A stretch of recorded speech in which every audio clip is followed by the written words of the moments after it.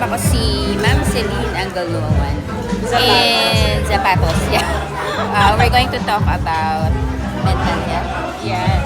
Oo. Mental health. I understand meron kang page, diba, sa Facebook. Ano yung karaniwan na nare-receive mo ng mga inquiry? Ayun, so yung page ko muna sa Facebook is called Bite Size Psychology page. Isa siyang mental health advocacy page initially. And then, thank God, with the grace of the Lord, diba?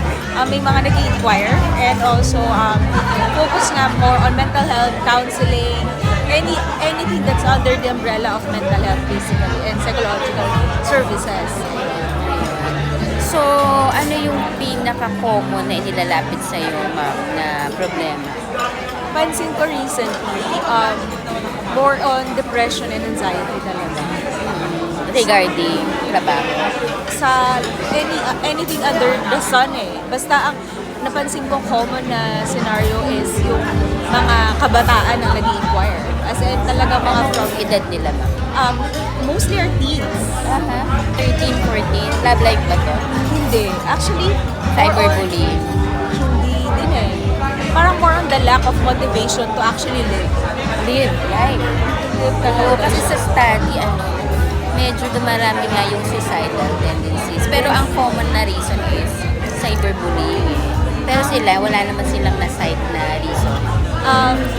Actually, may reason sila, more on familial, talagang family related. Pero, ayun nga eh, since medyo broad din talaga eh, kung saan sa family. And what's curious about this, kasi hindi naman siya about trauma eh. Kasi di ba, ang alam natin, siguro may depression ka, siguro may anxiety, kasi meron kang past na trauma, di ba? Pero hindi pala ganun yung case ngayon. So parang more on talagang ano siya, more on in general na nagkaroon siya ng anxiety and depression, na which is due to family talaga. Ano yung napagalitan, parang feeling outcast, ano kaya yung certain problem with the family, or wala bang attention, lack of attention?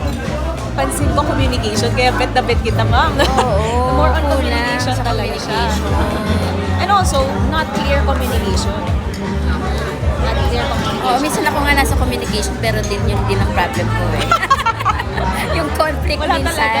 Diba? Oo, yung conflict kasi minsan, pagka nag-arise siya, so parang paano mo siya ayusin, paano mo siya i-manage, diba?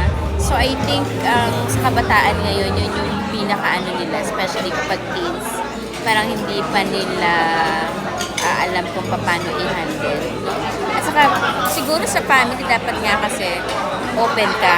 Ang problem nga lang, career-oriented ang mga Kabataan. parents. Parents. Diba? Siguro, kumbaga, gusto nilang mahingahan, mag-open up, pero wala naman. Palagi mo, ganun ba yung case nila? Actually, yes. I think one of yun eh. Na parang parents, some parents, sa panahon ngayon, mayroon pa rin mga traditional eh. Di ba? I know na ngayon nauuso na yung gentle parenting, mga ganyan. Pero honestly, may mga parents pa rin na very strict. Ako kasi I'm not a parent myself pa eh, di ba? Pero ang napansin ko is yung talaga yung traditional na papaluhulin sa asin. Talaga? Meron pa? Meron pa rin. Tapos parang hindi nga yung masabi ng mga bata na Paul yan. dahil Takot doon yan. yun. And also, hindi na nila ma-vocalize sa parents nila. Parang na, I don't want to do this, don't pressure me to do this. So, gusto ko malaman ano yung ina-advise mo sa kanila. Actually, more than advice, talagang therapy eh. Psychotherapy. Kasi pag nakaka-receive ako ng inquiry, meron na silang attempt suicide. And also, sila na yung talagang di pumapasok sa school, talaga nag-drop out. So, ang ano doon talagang therapy na eh. So, ang approach ko dyan, una, pinaka-superficial level is cognitive behavioral therapy. So, parang aanahin ko muna yung conditions nga and also yung behavioral aspects nga. Saka ko, try to change whatever needs to be changed. No, though hindi yun yung pinaka-target ko to change. So, we will talk more about this. Okay, so in our next episode, I'm Dr. Cecily